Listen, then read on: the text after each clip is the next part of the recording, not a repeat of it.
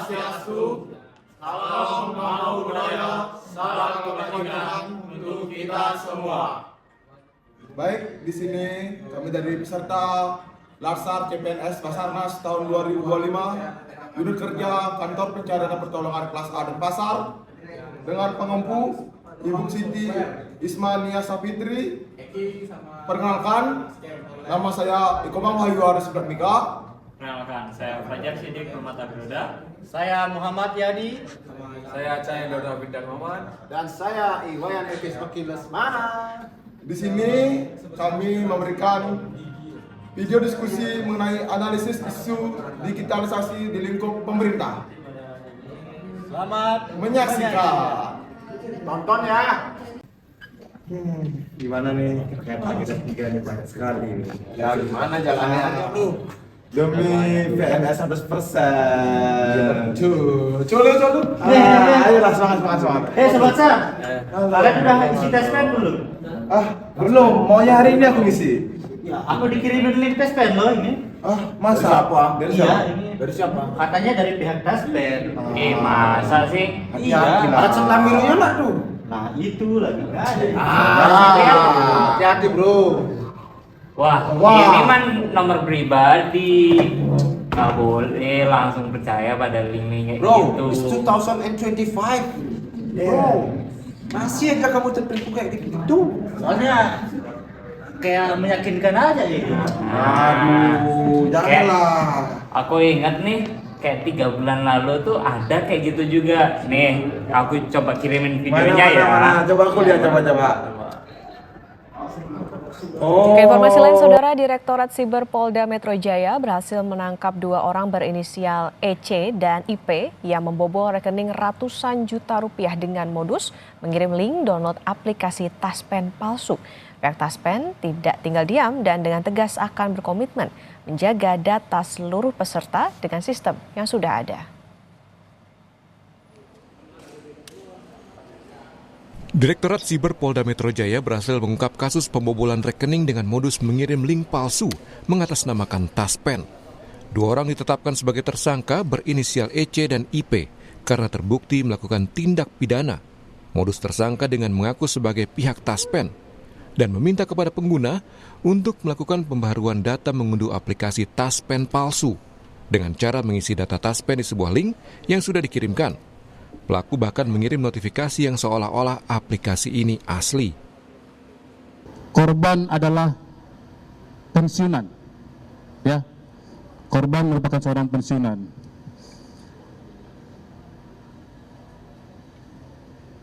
Kami jelaskan bahwa Direktorat Reserse Cyber Polda Metro Jaya melakukan pengungkapan kasus tindak pidana illegal access dan atau memindahkan sistem elektronik milik orang lain tanpa izin. Kerugian akibat aplikasi palsu ini mencapai 304 juta rupiah dan korban yang merupakan pensiunan yang awalnya tidak curiga sama sekali. Polisi langsung bergerak cepat.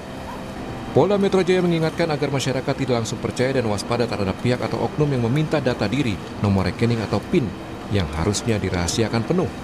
Taspen mengapresiasi penangkapan yang dilakukan penyidik siber Polda Metro Jaya dan langsung bergerak cepat untuk melakukan pengamanan dan memastikan tidak ada pihak lain yang dirugikan. Nah ini yang kita kampanyekan biar tahan dulu, sabar, jangan terburu-buru. Kemudian pastikan bahwa informasi itu adalah benar dari Taspen melalui kanal resmi Taspen. Ada sosial media, kemudian ada call center kami di 1500919 dan laporkan apabila memang itu penipuan. Jadi bisa kami segera rekap dan kami laporkan tindak lanjuti seperti yang kondisi sekarang. Dan harapannya dengan adanya press conference seperti ini menjadi efek jera bagi para calon-calon penipu bahwa tindakan seperti ini akan ditindaklanjuti dan berdampak pada hukum. Masyarakat diharapkan lebih awas dan waspada terhadap modus penipuan yang menggunakan atau mengaku-ngaku dari pihak Taspen dan meminta data pribadi yang bisa disalahgunakan. Jonah Hamonangan, Benediktus Yanuar Ruslim, Kompas TV, Jakarta.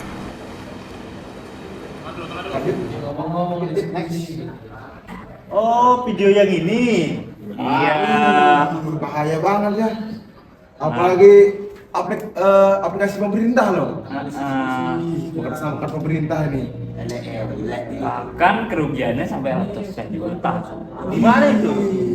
Nah, 304 juta ini yang 304 juta. Wah. Lumayan juga ini. Kasihan sih korbannya yang termakan berita-berita kayak gitu. Korbannya lagi pensiun, gitu. Pensiunan pemerintah. Di pelaku apa korban ini? Korban. Kalau pelakunya tuh berinisial EC dan IP. Dia namanya samaran. Berarti dia itu orang pemerintahan itu. Dia mengatasnamakan pemerintah. Dia mengaku dirinya tuh dari pemerintah.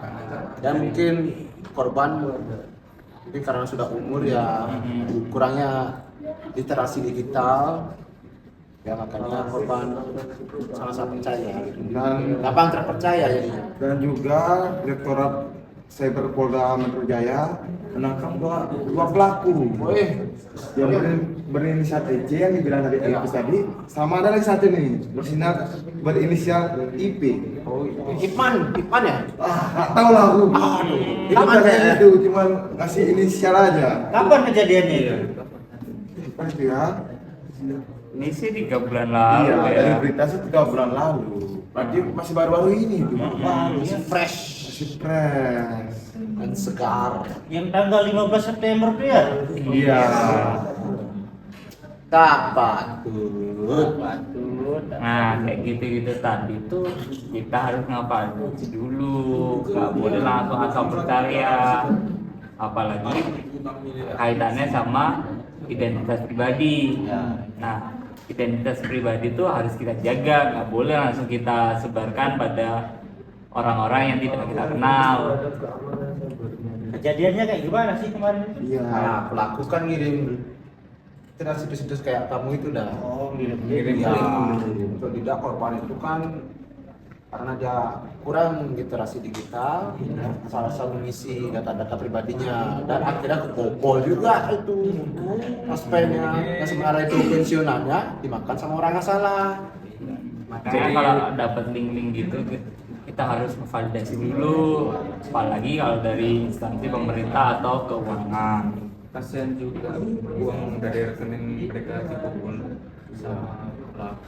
Dan dari berita tersebut ya, pelaku ini modus dilakukan oleh tersangka adalah dengan berpura-pura menjadi pihak taspen dan meminta korban untuk melakukan pembaruan data.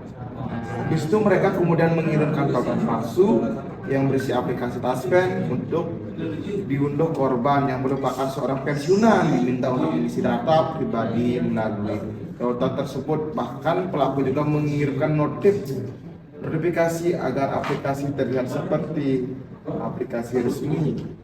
Total kerugiannya sampai 304 juta. Udah digit main-main loh. Lumayan. Uang itu. Kasihan. Tapi di berita tersebut adanya pelanggaran etika digital. Oh, yang 4 pilar literasi digital itu ya? Dilanggar juga. Jelas, itu tidak tuh Pak. Sudah jelas tentang Ada penipuan teknologi untuk menipu dan merugikan orang lain. Padahal seharusnya teknologi ini digunakan dengan baik ya. Malah Ya bisa namanya dunia semakin maju, itu tidak orang-orang oknum yang membuat kriminal pasti dah makin berkembang juga ikuti pergerakan zaman. Di sisi lain juga dia bertentangan juga dengan budaya digital. Dengan pelaku menciptakan budaya penipuan dengan memanfaatkan teknologi.